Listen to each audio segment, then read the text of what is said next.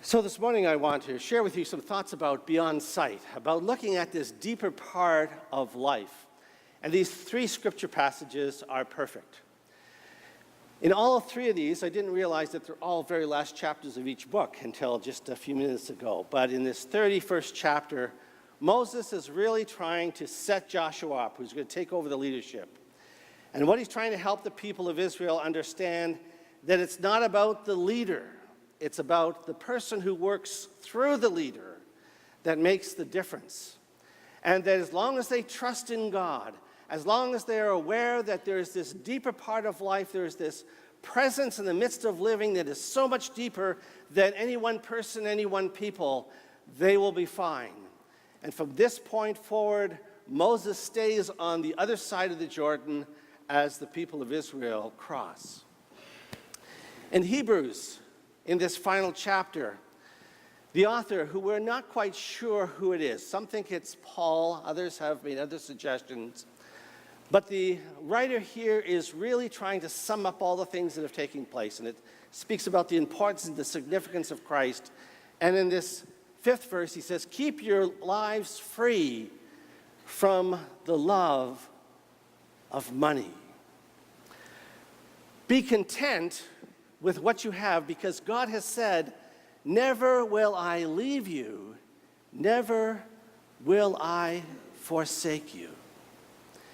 And the author here is trying to help you understand that as long as you keep focused on the right things, as long as you're aware of this deeper part of life, and you don't get sidetracked with the issues of life and with this love of money, which is a huge, huge piece. As long as you don't get sidetracked, you can be aware and assured that Christ will be with you and will not forsake you.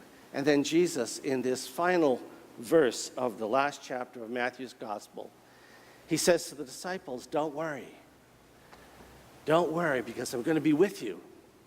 You're not going to walk alone. I'm going to be with you, even till the end of the ages. And so this morning I want to talk about things that are beyond our sight. This is a challenging thing because we are so focused on seeing things. Being able to see drives so many things.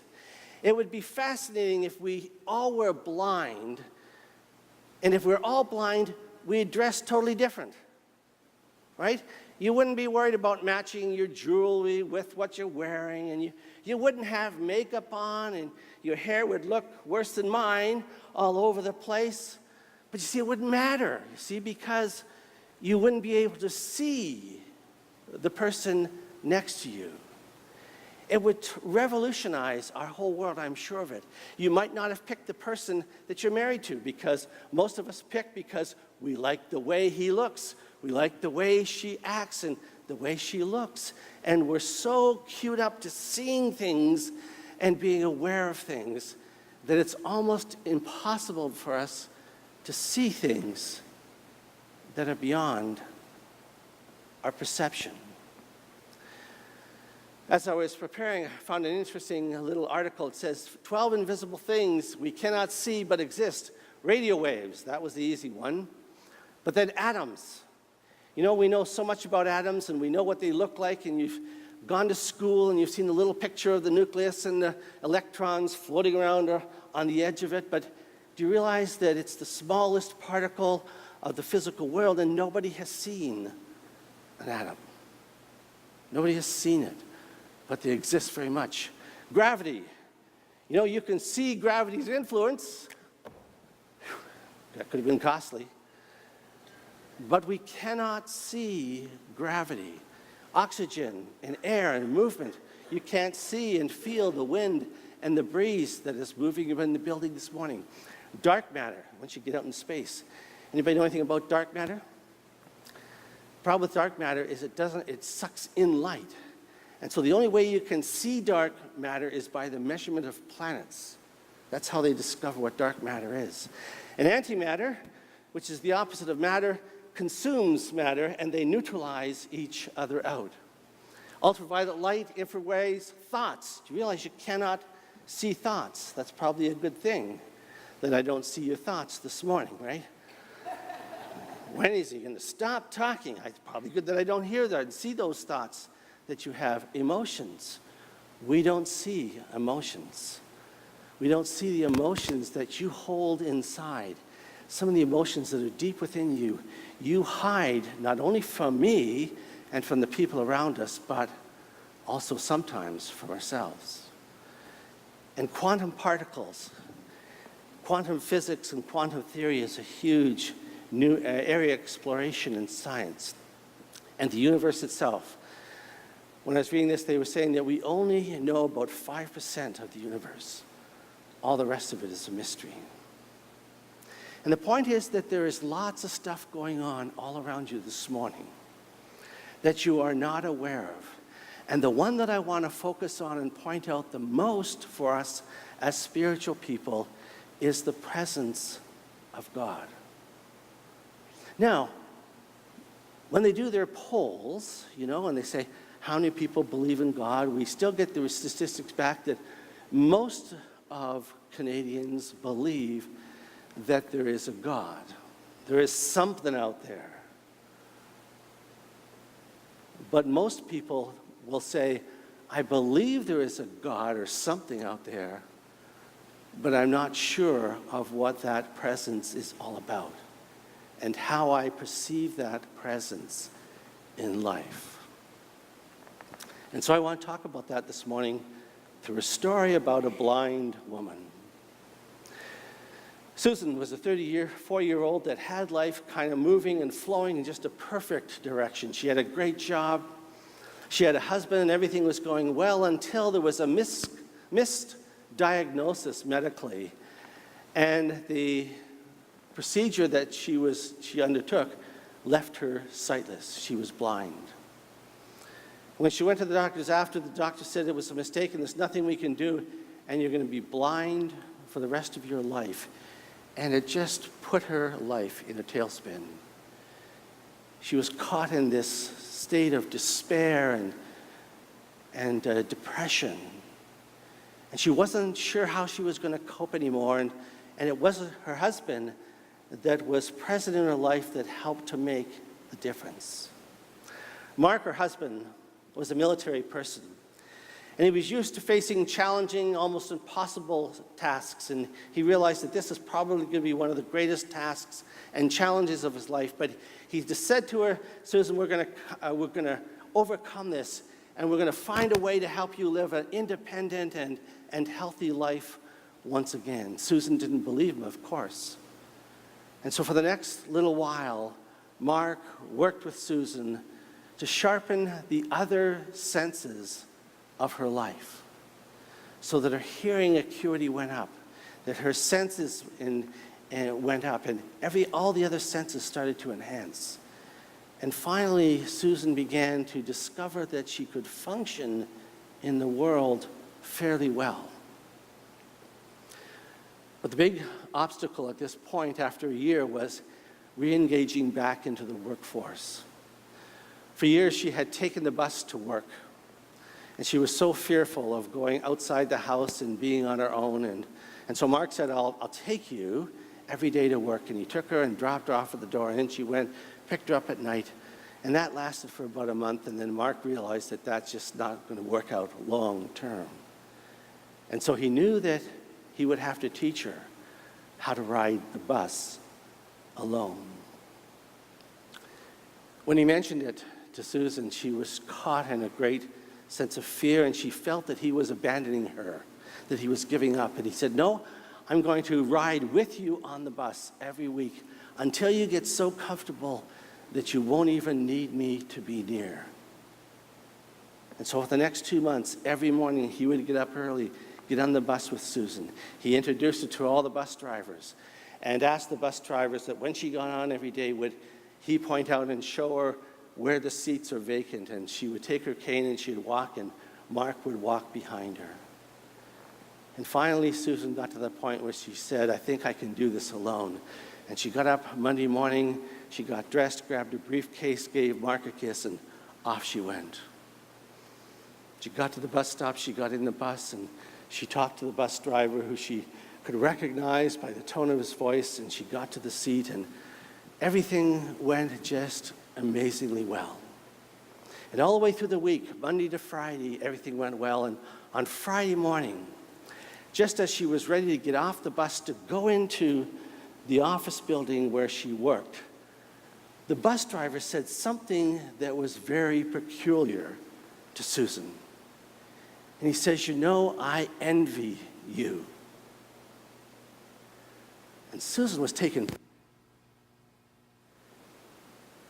And she wondered, what on earth would make this bus driver envy this woman who could not see? And so she said, "I don't understand what you mean. Why on earth would you envy me?" And the bus driver said, "Because of the person who loves you." She goes, "I don't understand." He said, "Well, outside the bus, for this last week, there has been a young man dressed in a uniform, standing on the curb, waiting for you to get off the bus.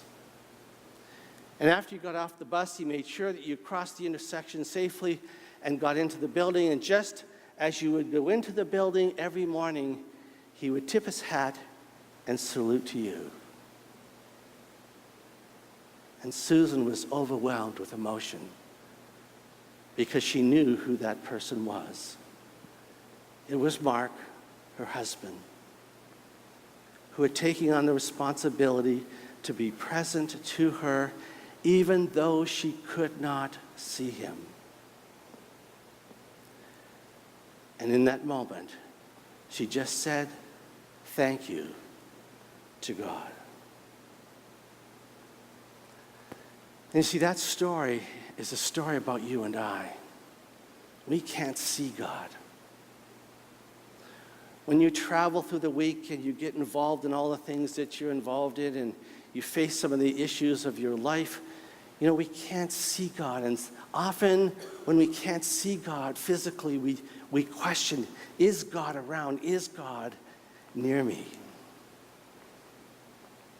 And like Susan, who could perceive her husband's presence even though he could not see her, we too have the opportunity to perceive God. Because God is always present in the midst of life. God is there in the times of joy and celebration when good things happen. When we celebrate with our family and friends, when there's new people that come into the family system, when we're just appreciating the wonder of creation in the summertime or that cool dip on a hot day, we just have this ability to say, "Thank you, God. And thank you for being present in the joy." God is with us in the uncertain moments of life, when we're struggling with issues, and sometimes we struggle with those issues totally alone. Our partners don't know the struggles we're going through.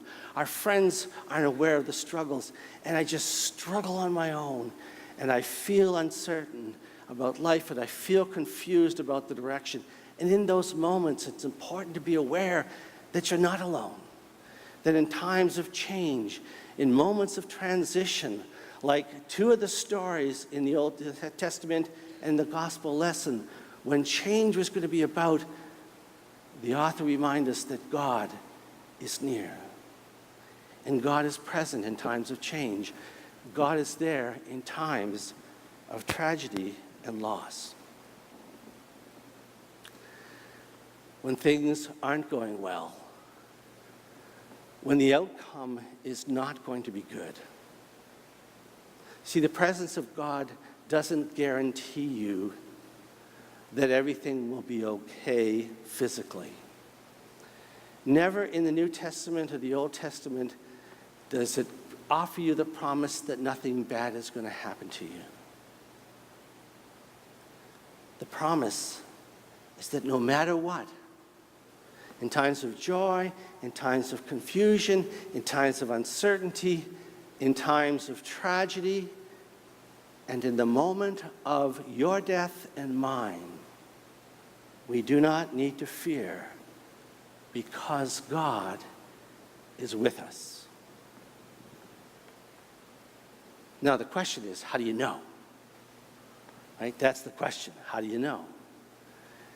And the answer is because We believe in a God of eternity. And eternity is a concept that reminds us there is no beginning and there is no end. That which is eternal has no beginning, no end, has no past, has no future. It is always in the present. God is always in the moment because God is eternal. Henry Nouwen said this: God is a God of the present. God is always in the moment, be that moment hard or easy, joyful and painful. And so no matter what's going on in your life, if you get ready for holidays and you're going to go to Cuba and you're going to celebrate with family and friends, God is going to be there. If you're going through some difficult, uncertain things in your life and you're struggling with direction or you're struggling with uncertainty, you don't need to fear. God is going to be there. The question is never, is God present? The question is, how can I eliminate the clutter of my life so that I can perceive God in the moment in which I am encountering life right now? And because God is eternal, because God has no beginning and no end, God is always in the moment in your life and in mine. You remember the old story about the footprints in the sand, right? About the man who has the dream. And he wonders, he sees his life's pattern, he notices the 2 footprints and then the 1 footprint. And he asks God, or asks Christ, why there's only 1 footprint in the hardest of times in his life. And the answer was, because in that moment, the Lord carries you. And so this morning is just a time to remember. To remember the things that sometimes you forget. To remember sometimes because of the crisis and the challenges, and we get so focused on the problem or the illness or the issue or the difficulty. We get so focused on that it becomes the center of my life. And when it becomes the center of my life, I can't see God. Not because God is not there, but because there's too much clutter and my perception is inaccurate. And to be reminded that God is always in the moments of your living. And you need not fear because you're really not alone. John Maxwell, a teacher, said this: when you can't see the face of God, then you simply want to trust the hand of God. May you open your eyes this morning and see that which is beyond your sight and encounter the wonder and the eternal nature of God. Amen.